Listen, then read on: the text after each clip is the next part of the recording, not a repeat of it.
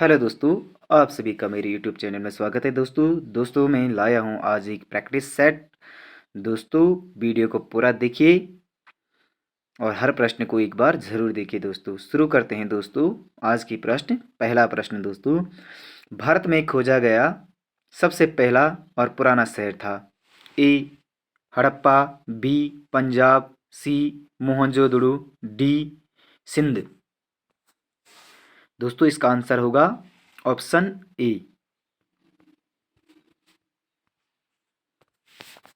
भारत में खोजा गया सबसे पहला और पुराना शहर है हड़प्पा।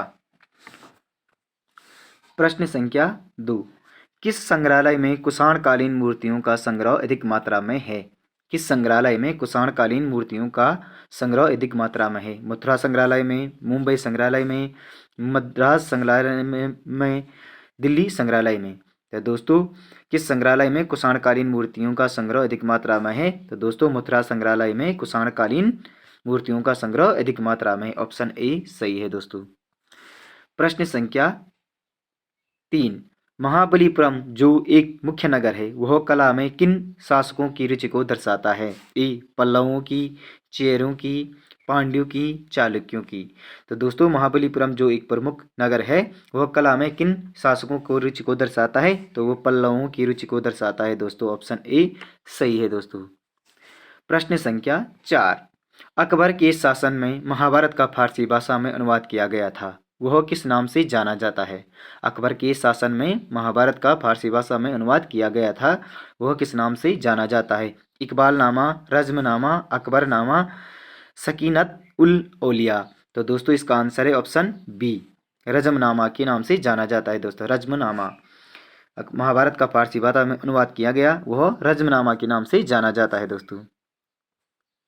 दोस्तों वीडियो को लाइक और चैनल को सब्सक्राइब भी करते जाइए साथ में। प्रश्न संख्या 5, ब्रिटिश सरकार ने महात्मा गांधी को जो उपाधि दी थी और जिन्हें उन्होंने असहयोग आंदोलन में वापस कर दिया था वह थी? ए हिंद केसरी, केसरी ए Hind, Rai Bahadur, the right on rebel.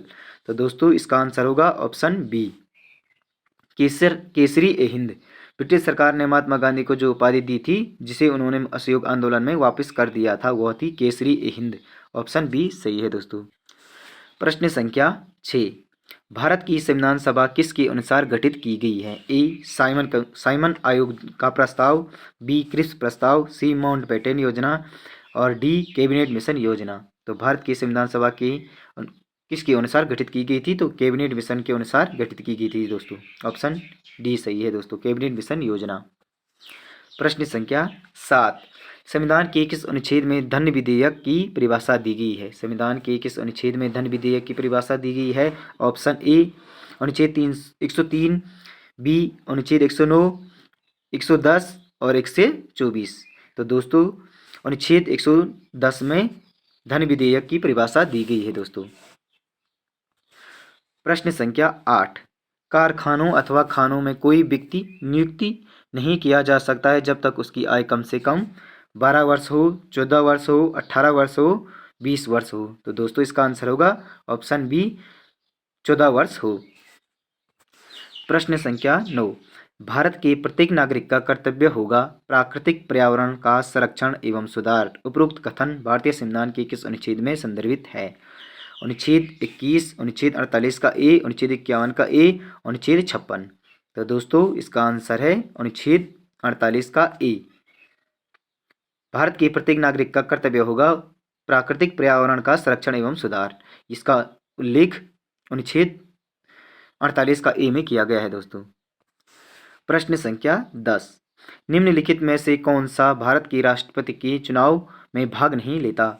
ए राज्यसभा, लोकसभा, विधानसभा, विधान परिषद। कौन राष्ट्रपति के चुनाव में भाग नहीं लेता? तो इसका आंसर है दोस्तों ऑप्शन डी, विधान परिषद राष्ट्रपति के चुनाव में भाग नहीं लेता दोस्तों। प्रश्न संख्या 11, निम्नलिखित में से कौन सी राष्ट्रीय आय के मापन की विधि नहीं है? मूल्यवर्धित विधि, आय विधि, निवेश विधि, व्यय विधि। तो राष्ट्रीय आय के मापन की विधि नहीं है दोस्तों। ऑप्शन सी निवेश विधि राष्ट्रीय आय के मापन की विधि नहीं है दोस्तों। प्रश्न संख्या 12, मुद्रास्फीति किस कारण से होती है? ए उत्पादन में ह्रास, बी मुद्रा आपूर्ति में वृद्धि तथा उत्पादन में ह्रास, सी मुद्रा पूर्ति में वृद्धि और उत्पादन में वृद्धि। तो दोस्तों इसका आंसर है ऑप्शन सी, मुद्रा पूर्ति में वृद्धि होने के कारण मुद्रास्फीति होती है दोस्तों। प्रश्न संख्या 13, कौन सा ग्रह हरे रंग का प्रकाश को उत्सर्जित करता है दोस्तों? कौन सा ग्रह हरे रंग को उत्सर्जित करता है? ए बृहस्पति, शुक्र, यूरेनस, वरुण। तो दोस्तों इसका आंसर है डी, वरुण हरे प्रकाश को उत्सर्जित करता है दोस्तों। प्रश्न संख्या 14, कर्क रेखा कहाँ से नहीं गुजरती है? म्यांमार, नेपाल, बांग्लादेश, चीन। तो दोस्तों कर्क रेखा नेपाल से नहीं गुजरती है दोस्तों। प्रश्न संख्या 15, निम्नलिखित में से कौन सा मृत सेल है? अवसादी सेल, आग्नेय सेल, कायांतरित सेल, इनमें से कोई नहीं। तो दोस्तों मृत सेल है ऑप्शन बी, आग्नेय सेल को मृत सेल कहते हैं दोस्तों। प्रश्न संख्या 16, विश्व में सर्वाधिक जागृत ज्वालामुखी कहाँ स्थित है दोस्तों? आंध्र महासागर में, प्रशांत महासागर में के आसपास, हिंद महासागर के आसपास, आर्कटिक महासागर के आसपास। तो दोस्तों विश्व में सर्वाधिक जागृत ज्वालामुखी प्रशांत महासागर के आसपास स्थित है दोस्तों। प्रश्न संख्या 17, एसआई सिस्टम में तापमान की इकाई है। एसआई सिस्टम में तापमान की इकाई है kelvin, degree Celsius, degree centigrade, degree Fahrenheit. तो दोस्तों एसआई पद्धति में, एसआई सिस्टम में तापमान की इकाई है केल्विन। ऑप्शन ए सही है दोस्तों। प्रश्न संख्या 18, दाढ़ी बनाने के लिए काम में लेते हैं अवतल दर्पण को, समतल दर्पण को, उत्तल दर्पण को, इनमें से कोई नहीं। तो दोस्तों इसका आंसर है ऑप्शन ए, अवतल दर्पण को दाढ़ी बनाने के लिए काम में लेते हैं दोस्तों। प्रश्न संख्या 19, आयोडीन आयोडीन कृत लवण में रहता है। ए मुक्त iodine, calcium iodide, magnesium iodide, potassium iodide. तो दोस्तों ओडियम आयोडीन कृत लवण में पोटेशियम आयोडाइड रहता है दोस्तों, पोटेशियम आयोडाइड। ऑप्शन डी सही है दोस्तों। प्रश्न संख्या 20, किस रुधिर वर्ग में कोई एंटीजन नहीं पाया जाता है? ए बी, ए वी और ओ। तो दोस्तों ओ वर्ग में एंटीजन नहीं पाया जाता है दोस्तों। प्रश्न संख्या 21, चंद्र सिंह गढ़वाली का वास्तविक नाम क्या था? ए चंद्र सिंह नेगी, चंद्र सिंह भंडारी, चंद्र सिंह कंडारी, चंद्र सिंह बिष्ट। तो दोस्तों चंद्र सिंह गढ़वाली का नाम था ऑप्शन चंद्र सिंह नेगी कहा जाता था दोस्तों। उसका नाम, वास्तविक नाम चंद्र सिंह नेगी था दोस्तों। प्रश्न संख्या 22, देवभूमि नामक सॉफ्टवेयर विकसित किया गया। ए भू संरचना हेतु, भू अभिलेख हेतु, वनों की जानकारी हेतु, तीर्थ स्थलों की जानकारी हेतु। तो देवभूमि नामक सॉफ्टवेयर विकसित किया गया भू अभिलेखों हेतु दोस्तों। ऑप्शन बी सही है दोस्तों। प्रश्न संख्या 23, निम्न में से किसको उत्तराखंड में गांधीवाद आंदोलन शुरू करने का श्रेय दिया जाता है? निम्न में से किसको उत्तराखंड में गांधीवादी आंदोलन शुरू करने का श्रेय दिया जाता है? ए प्रयागदत्त पंत, पंडित गोविंद बल्लभ पंत, बद्रीदत्त पांडे, हरिगोविंद पंत। तो दोस्तों इसका आंसर है प्रयागदत्त पंत। ऑप्शन ए, उत्तराखंड में गांधीवादी आंदोलन शुरू करने का श्रेय प्रयागदत्त पंत को है दोस्तों। प्रश्न संख्या 24, राज्य में प्रथम रेल पथ का निर्माण 1883 में किया गया वह पथ है दोस्तों। ए लक्सर, हरिद्वार देहरादून, हरिद्वार ऋषिकेश, किच्छा और काठगोदाम। तो दोस्तों इसका आंसर है किच्छा और काठगोदाम। प्रश्न संख्या 25, निम्न में से कौन सा स्थान कैलाश मानसरोवर से सबसे कम दूरी पर स्थित है? ए नारायण आश्रम, बी मायावती आश्रम, सी अनासक्त आश्रम, डी तवा घाट। तो दोस्तों इसका आंसर है ऑप्शन डी तवा घाट। कैलाश मानसरोवर की सबसे कम दूरी पर स्थित है दोस्तों, वह है तवा घाट। प्रश्न संख्या 26, जिस पर मुकदमा चल रहा हो उसे कहते हैं चोर, अपराधी, अभियुक्त, प्रतिवादी। जिस पर मुकदमा चल रहा हो उसे कहते हैं दोस्तों अभियुक्त कहते हैं दोस्तों उसे, अभियुक्त। ऑप्शन सी सही है दोस्तों।